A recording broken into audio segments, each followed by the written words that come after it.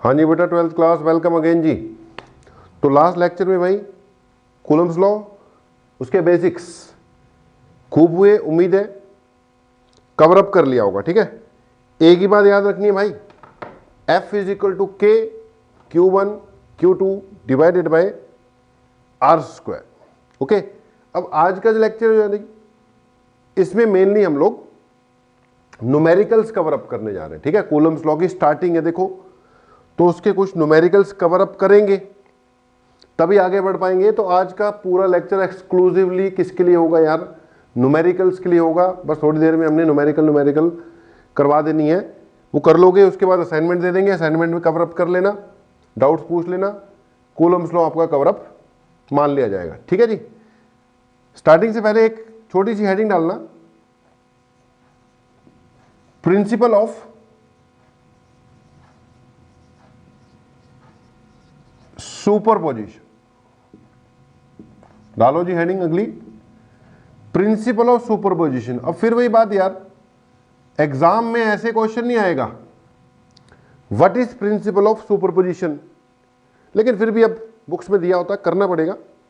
हाँ, इसका यूज होगा हर जगह पर, हमें पता भी नहीं लगेगा कब हमने प्रिंसिपल ऑफ सुपरपोजिशन यूज कर दिया। यूज इसका हमने अभी करना सीखना है।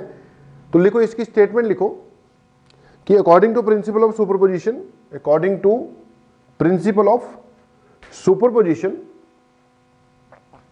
The force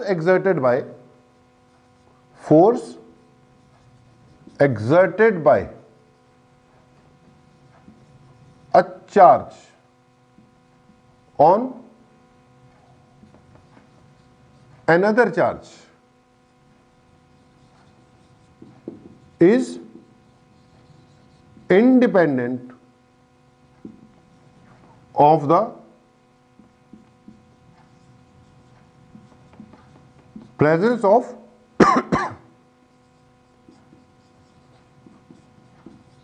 other nearby charges. The force exerted by charge on another charge is independent of presence of other nearby charges. एक और इसकी लाइन है, and the net force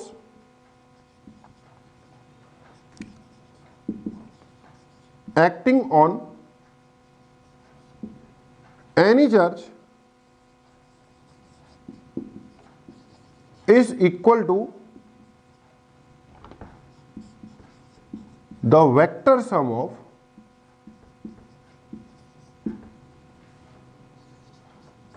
all the forces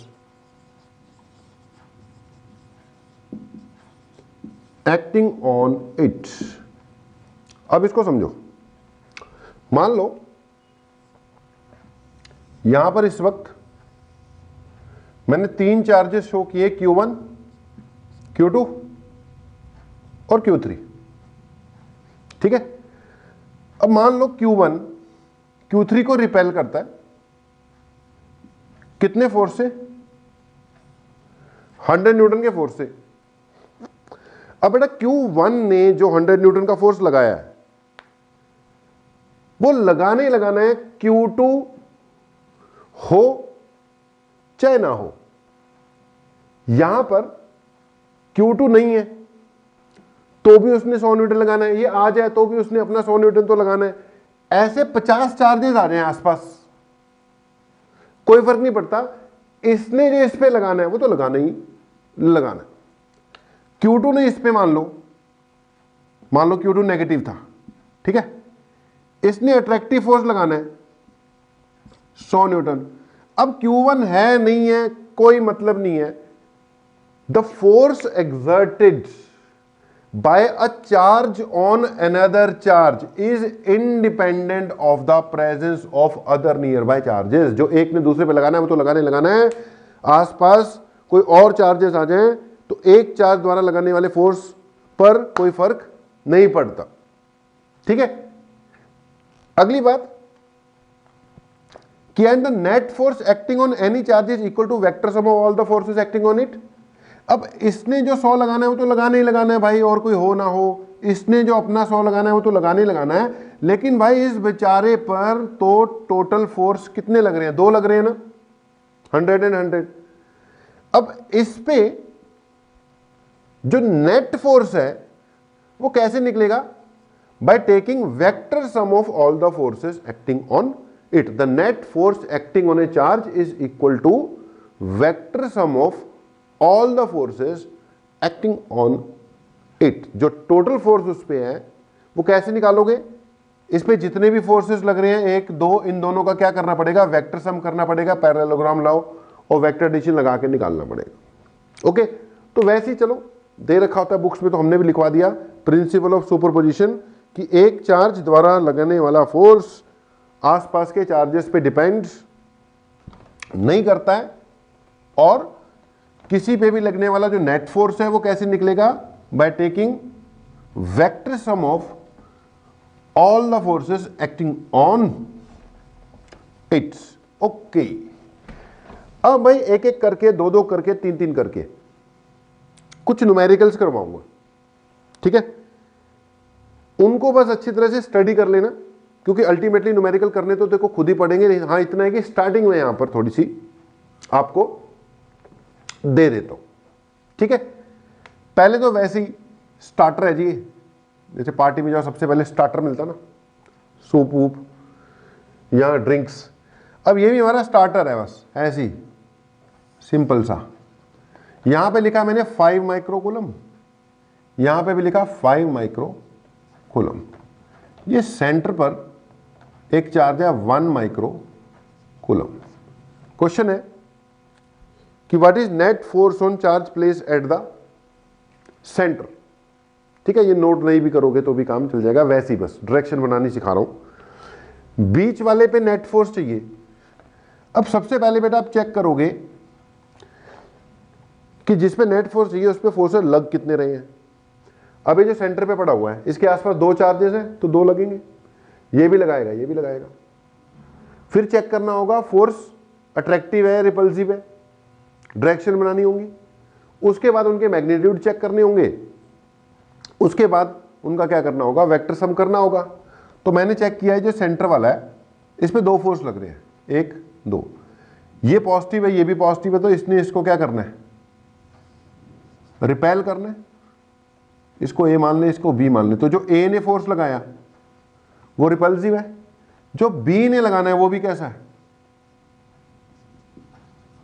repulsive ही है। जो ए ने फोर्स लगाया magnitude कितना है उसका, ए ने जो इस पे ये वाला फोर्स लगाया है उसका मैग्नीट्यूड क्या होगा, K Q1 Q2 by distance square. Distance 1 metre ले लो, 1 मीटर ले लो, डिस्टेंस 1 का स्क्वायर इंटू 10⁻⁻12 लगाना पड़ेगा। मैं बोल रहा हूं ये वैसी स्टार्टर है, वैल्यू कैसे कैसे पुट करनी है बस एक बार वो चीज सिखाई जा रही है। 10⁻12 क्यों हो गया, क्योंकि यार 5 जो था माइक्रोकूलम था, तो माइक्रो का 10⁻⁻6 लगना था, ये 1 भी क्या था, माइक्रोकूलम था।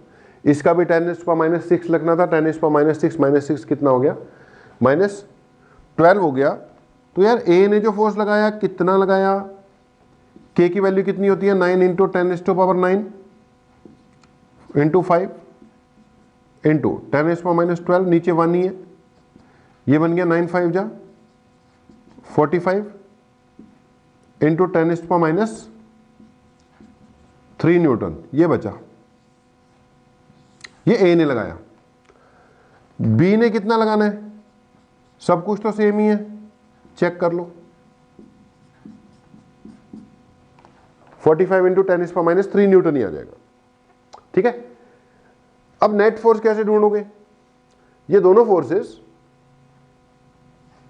जो ए ने लगाया और जो बी ने लगाया कैसे हैं भाई, मैग्नीट्यूड में इक्वल है, डायरेक्शन में बिल्कुल ऑपोजिट है, तो नेट फोर्स कितना आ गया, 0 आ गया, ठीक है। Net force comes out to be equal to 0, ठीक है जी। वो पहले ही पता था 0 है, वो तो वैसे ही फर्स्ट टाइम था सॉल्व करके दिखा रहा हूं, वैल्यू कैसे पुट होनी है वो भी दिखा रहा था, तो मैंने कर दिया। अदरवाइज तो दिख ही रहा था, ये भी सेम है, ये भी सेम है, और दोनों ने डिस्टेंस भी सेम ही है, इक्वल एंड ऑपोजिट फोर्स लगेगा, नेट कितना आएगा, 0 आएगा। ठीक है जी, ओके, उम्मीद है समझ में लगा होगा। अब मान लो सिचुएशन में चेंज कर दूं, मैंने बोला है शुरू किए जो 1-2 क्वेश्चन है ना, बस इनको समझ लो यार, नोट नहीं भी करोगे तो भी काम चल जाएगा। ये 5 माइक्रोकूलम है, ये भी 5 माइक्रोकूलम है, लेकिन एक नेगेटिव होता, सेंटर वाला वही होता 1 माइक्रोकूलम, डिस्टेंस वही होता 1 मीटर 1 मीटर। अब चेक करो इस पे फोर्स 5। सबसे पहली बात कि फोर्स लग कितने रहे हैं, 2 ही लग रहे हैं भाई, ये पॉजिटिव है, ये भी पॉजिटिव है। ए ने तो इसको क्या किया, रिपेल, ठीक है, ए ने रिपेल कर दिया। बी ने इसको क्या किया, क्योंकि ये नेगेटिव में मेरे भाई, अट्रैक्ट कर दी। वैल्यूज तो वही है 5 और 1, 5 और 1, डिस्टेंस वही, तो वैल्यूज तो यही आएंगी। एफ ए और एफ बी मैग्नीट्यूड में क्या है, इक्वल ही है, 45 इंटू 10⁻⁻, वही आएगा। लेकिन इस बार दोनों सेम डायरेक्शन में, ठीक है जी, सेम डायरेक्शन में है, तो नेट फोर्स ऐड हो जाएगा। एफ ए और एफ बी एक दूसरे को क्या कर देंगे, ऐड करेंगे, देयरफॉर जो नेट फोर्स आएगा it will B 2 into 45 into, बराबर तो है ही है, ऐड करोगे तो डबल ही हो जाएगा ना, मैग्नीट्यूड दोनों का क्या है, इक्वल है। उम्मीद है क्लियर हुआ होगा कि ऐसे करनी है। एक और सिचुएशन ले लो, इस बार सिचुएशन मैंने दे दी, ये 5 माइक्रोकूलम है, डिस्टेंस 1 मीटर है, ये भी 5 माइक्रोकूलम है, डिस्टेंस 1 मीटर है, और ये वाला 1 माइक्रोकूलम है, वही चीज है, बस इस बार लाइन पे नहीं, कुछ ऐसे पड़े हुए हैं। करना तो वही पड़ेगा। पहले क्या करोगे, इस पे नेट फोर्स ढूंढना है, तो चेक करो फोर्सेस लग कितने रहे हैं, 2, ये भी लगा रहा है, वो भी लगा रहा है, ठीक है। ये इसको क्या करेगा, रिपेल, ये भी इसको क्या करेगा, रिपेल ही करेगा, ठीक है। ये ए था, ये बी था, पिछली बार लाइन पर थे, इस बार ऐसे लगेंगे, फोर्स रिपल्सिव लगेगा। अब देखो बेटा, डिस्टेंस मैंने वही 1 लिया, ये 1 और 5 है, सेम ही है, तो एफ ए और एफ बी सब कुछ सेम है, आएंगे तो वही 45 इंटू 10⁻³ न्यूटन। मगर इस बार ना तो ये सेम डायरेक्शन में है, ना ये ऑपोजिट डायरेक्शन में। देख ऑपोजिट में हो जाए सिंपली सब्ट्रैक्ट कर देते हैं, सेम डायरेक्शन में हो सिंपली ऐड कर देते हैं। इस बार एक फोर्स ऊपर की ओर जा रहा है, दूसरा फोर्स इधर की ओर जा रहा है, ये एफ ए है, ये एफ बी है। देखो मैग्नीट्यूड दोनों का क्या है, सेम है, ठीक है, मैग्नीट्यूड दोनों का सेम ही है, तो मैंने एफ एफ लिख दिया। अब आपको पता है नेट फोर्स रिजल्टेंट से निकलेगा, तो नेट फोर्स कितना होगा, √a² प्लस इक्वल ही है b² प्लस 2ab cos 90, क्योंकि एंगल दोनों के बीच में कितना है 90, cos 90 की वैल्यू कितनी होती है, 0 होती है। तो नेट फोर्स कितना आ गया, ये सॉल्व करोगे इट विल बी √2f, ठीक है। f की वैल्यू निकली हुई है 45 इंटू 10⁻³ न्यूटन, ओके। अब उम्मीद है ये वैसे ही, मैंने बोला स्टार्टर है, स्टार्टर डायरेक्शन बनानी सिखा रहा था, तो ये तीनों क्वेश्चन में कैसे डायरेक्शन बनाते हैं, कैसे फाइंड करते हैं, उसकी बात चल रही थी। उम्मीद है क्लियर हुए होंगे। इस टाइप से हमें करने पड़ेंगे कि सबसे पहले चेक करना होता है कि जिसकी बात चल रही है भाई उस पर फोर्स लग कितने रहे हैं, निकाल लो, फिर चेक कर लो कि जी उनकी डायरेक्शंस क्या है, मैग्नीट्यूड्स के, उसके बाद फिर मौके के हिसाब से हमें रिजल्ट निकालना पड़ेगा। ठीक है जी, तो स्टार्टिंग आपकी हो गई। अब थोड़ा और क्वेश्चंस करते हैं, कुछ काम के क्वेश्चंस। इस बार एक दो क्वेश्चन करा रहा हूं बेटा, एनसीईआरटी बुक के क्वेश्चन है, ठीक है। एनसीईआरटी बुक के क्वेश्चन करा रहे हैं। अब जैसे बेटा यहां पर मैंने ये डायरेक्ट रिजल्ट यूज कर सकता था, मुझे पता था ये भी एफ है ये भी एफ है, इक्वल है, 90 डिग्री है। दो इक्वल फोर्सेस जब 90 डिग्री पे होते हैं तो उनका रिजल्ट √2f आता है, पता है हमें। ठीक है, तो मैं पहले तो कुछ क्या लिख रहा हूं तुम्हारे लिए, 11th क्लास वाले कुछ एक दो रिजल्ट्स लिख रहा हूं। ठीक है, 11th क्लास वाले कुछ एक दो रिजल्ट लिख रहा हूं, उससे अपने क्वेश्चन इजी हो जाएंगे। जैसे मान लो अगर हमारे दो वेक्टर्स, मान लो दो फोर्सेस हैं, ये भी एफ है, इक्वल है, देखो इक्वल जरूरी होने, ठीक है। If they are equal and angle between them is 90 degree, तो जो रिजल्टेंट आएगा वो √2f आएगा, याद रखना। इट विल बी √2f, याद रखना। अगर दो फोर्सेस इक्वल हैं और इसके बीच का एंगल 60 डिग्री है, क्या बोला, इक्वल होने चाहिए, 60 होनी चाहिए, तो जो रिजल्टेंट आएगा दैट विल बी √3f। करके देख लेना, पैरेललोग्राम लगाया, √3f आ जाएगा। साइड पे नोट कर लो भाई इनको। अगर दो equal forces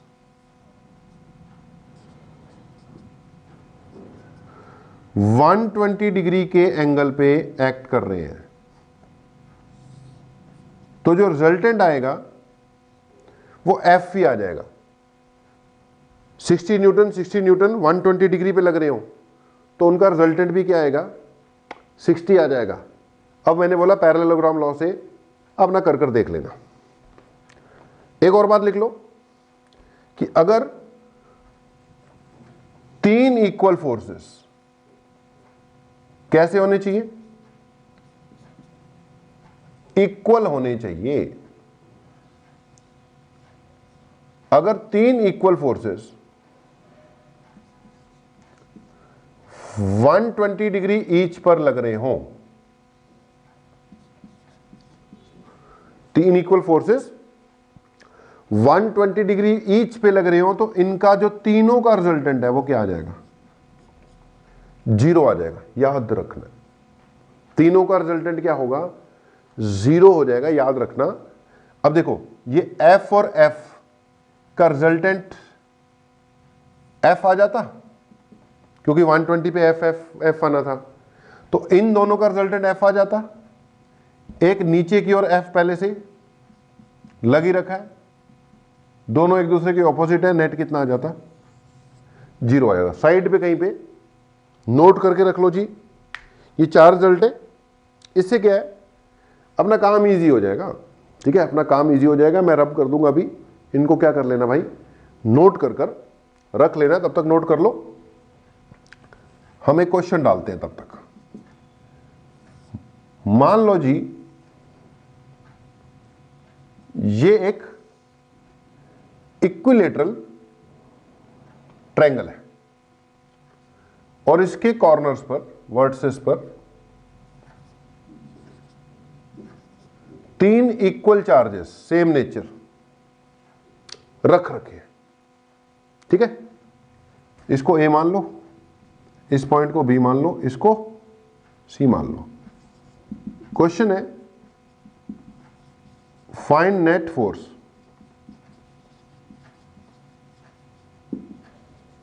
acting on charge placed at C। ठीक है, find net force acting on charge placed at C. C पे जो चार्ज पड़ा ना उस पे लगने वाला क्या निकाल लो, नेट फोर्स निकाल लो। Find net force acting on charge placed at C. Okay जी, अब सबसे पहले तो ये चेक करो कि इस पे फोर्सेस लग कितने रहे हैं जी। ठीक है, सबसे पहले चेक करो कि इस पे फोर्सेस लग कितने रहे हैं। हाँ जी बेटा, तो सी पे हमने नेट फोर्स फाइंड करना है, तो पहले चेक करो इस पे फोर्स लगेंगे कितने। भाई ये सी के आसपास चार्ज कितने, दो, एक ए पे पड़ा है एक बी पे, तो जाहिर सी बात है कितने फोर्सेस लगेंगे, दो लगेंगे। फिर चेक करो अट्रैक्टिव होंगे रिपल्सिव होंगे, मतलब किस तरफ लगेंगे। तो सारे मैंने बोला सेम नेचर है, ये भी क्यू है ये भी क्यू है, दोनों पॉजिटिव हैं। इस क्यू ने इस पे जो फोर्स लगाना है वो लगाना है रिपल्सिव वाला। तो ए ने जो फोर्स लगाया वो लग गया जी एफ ए। किस तरफ लगेगा वो हमने शो कर दिया जी। ओके, ऐसे ही बी ने भी फोर्स लगाना है। बी ने जो फोर्स लगाया है इस पे वो कुछ ऐसे लगा दिया, this is force due to B. तो सी पे दो फोर्सेस लगते हैं जी, उसके आसपास दो चार्जेस है, दोनों ने उस पे फोर्स लगाना है, लगा दिए जी। अब इनकी वैल्यू चेक करो यार, जो ए ने फोर्स लगाया मैग्नीट्यूड में क्या आएगा के, Q1 Q2, Q1 की जगह Q, Q2 की जगह भी Q, और इनके बीच का डिस्टेंस कितना है ए।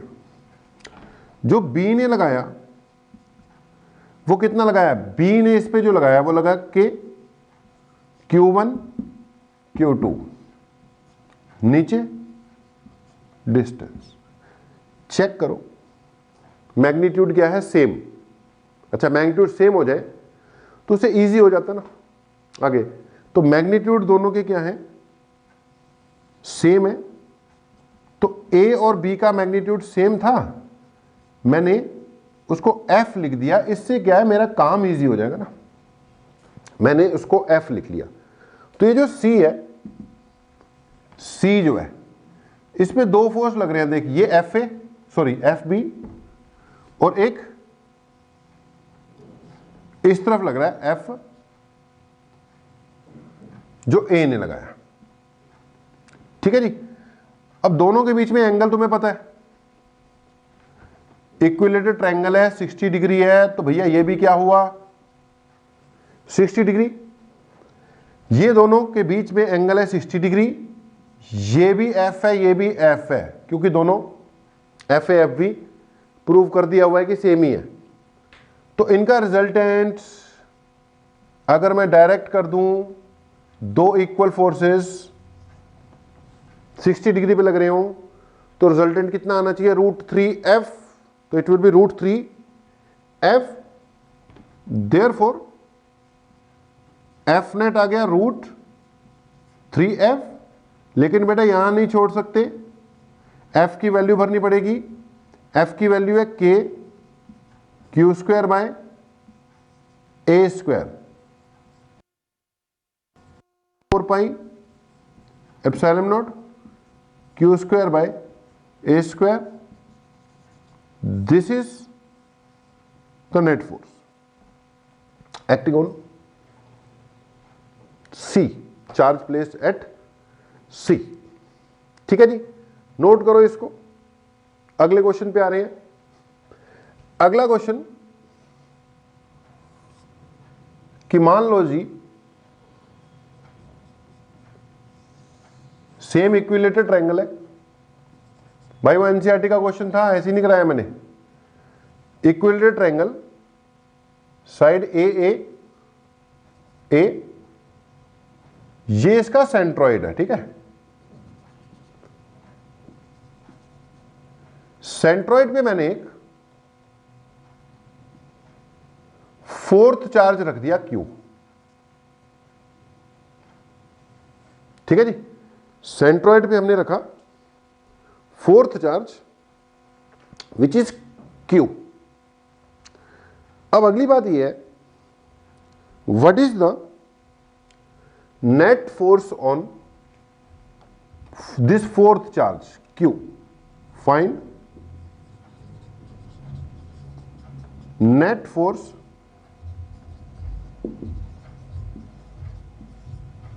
Acting on Q। तो पहले चेक करो बेटा कितने फोर्सेस लग रहे हैं।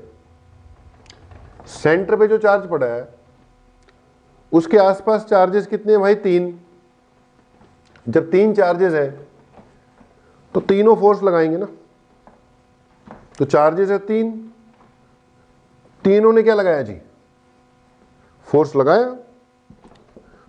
तो overall 3 forces are acting on it. कितने जी? 3 forces are acting on it. फिर उनकी डायरेक्शन चेक करनी पड़ेगी। सारे पॉजिटिव हैं, इसने इसको रिपेल कर देना है। तो ए ने जो फोर्स लगाया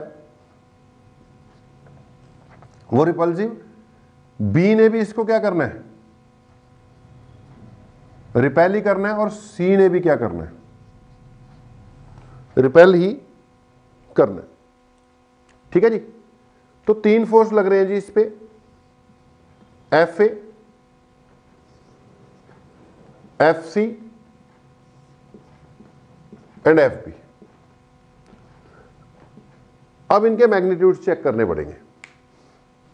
अगर मैं मैग्नीट्यूड देखता हूं तो एफ ए, जो ए ने इस पे फोर्स लगाया वो लगा के Q1 Q2 बाय ये distance.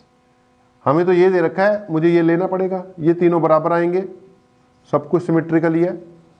Okay, this is force exerted by charge place at A. F भी चेक कर लो, सेम ही आ रहा है। एफ सी चेक कर लो, सेम ही आ रहा। क्या देखा हमने? एफ ए, एफ बी और एफ सी मैग्नीट्यूड में क्या है? सेम। ठीक है, F A, F B, F C all are same in magnitude,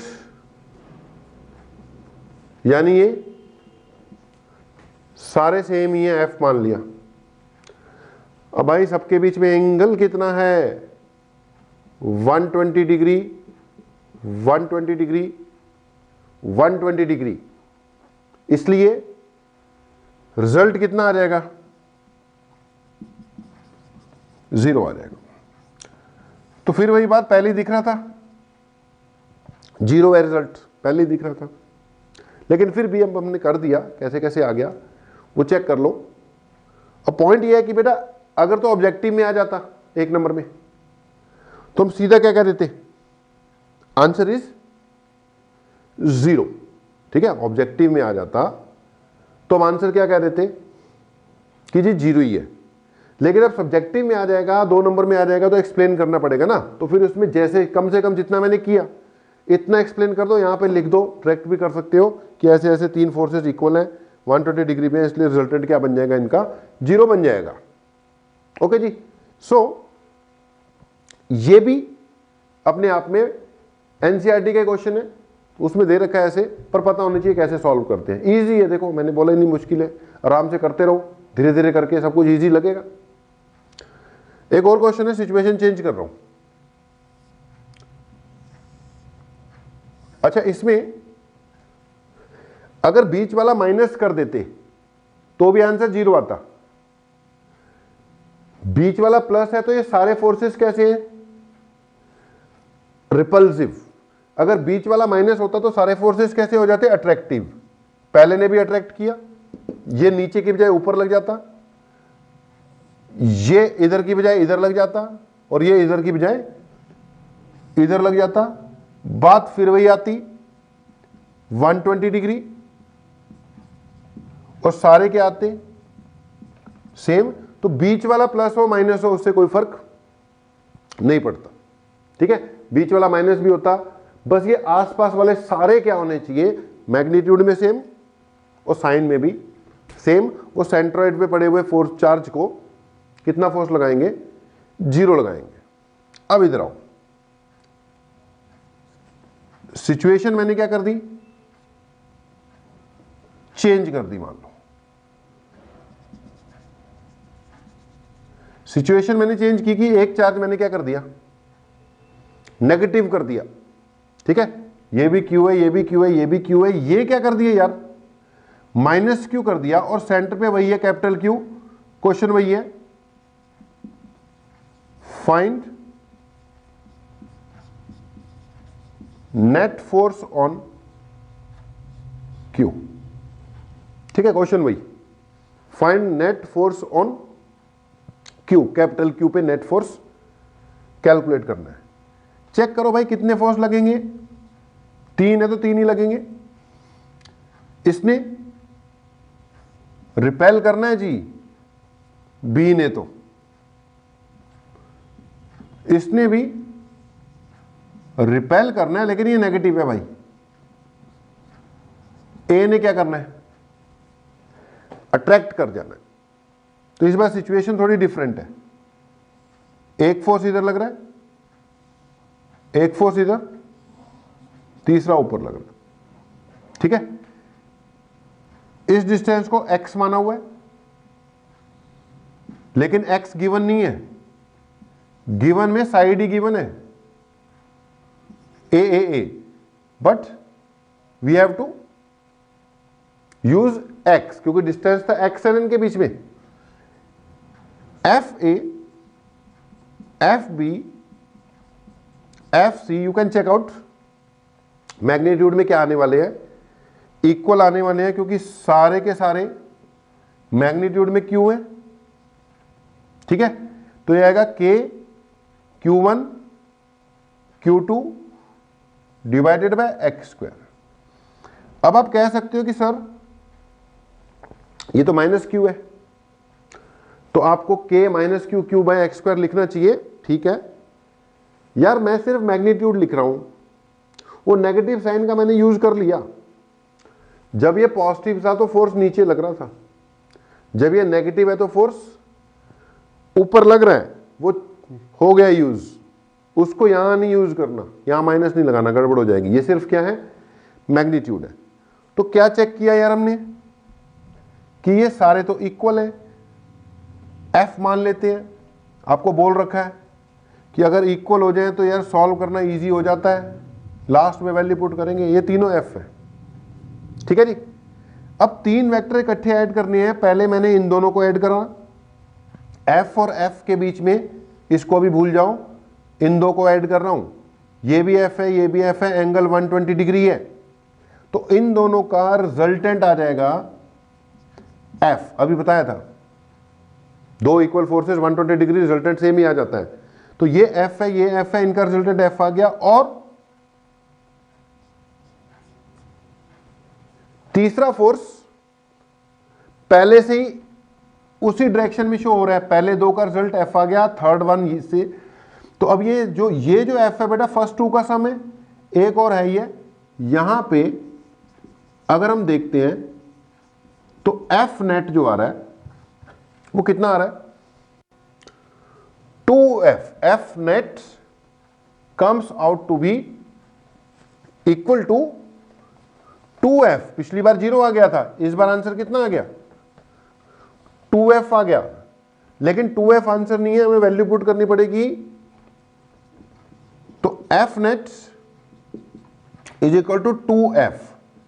f कितना कैलकुलेट किया हुआ हमने, K Q Q by X square. अब ये भी आंसर नहीं है, because x is not given, given is a। तो answer should be in terms of a। वो निकाल लेंगे। ये छोटा सा ट्रायंगल लो, इसमें ये 30 डिग्री है और ये वाली जो है साइड का आधा है। तो उस छोटे ट्रायंगल में बेटा cos 30 लिखो, बेस अपॉन हाइपोटेन्यूज। बेस कितना है, a/2, हाइपोटेन्यूज कितनी है x। cos 30 की वैल्यू कितनी होती है, √3/2। ये बन गया a बाय 2x, 2 से 2 कैंसिल हो गया, x कितना आ गया a बाय √3। आगे से इक्विलेटरल ट्रायंगल के ये जो सेंट्रॉइड का वर्टेक्स से डिस्टेंस है x, ये a बाय √3 होता है, वो भी डायरेक्ट याद रखो यार, कई चीजें डायरेक्ट याद रखनी चाहिए।